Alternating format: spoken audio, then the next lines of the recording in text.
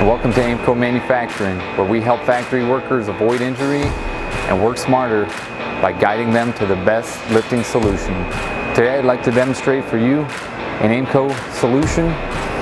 This tooling was designed to pick bus windshields from a conveyor, tilt up 90 degrees, and place into a shipping rack.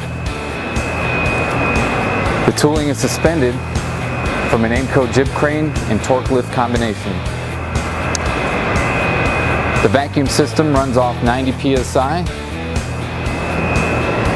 and the tooling frame includes a spreader beam with 2 vacuum cups, each cup manually adjustable.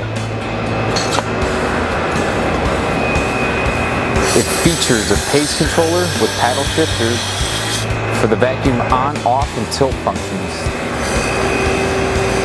The controller follows the operator's pace up and down throughout the manipulation process. The handlebar frame prevents the operator from having to bend down or reach up, keeping them in a comfortable ergonomic zone.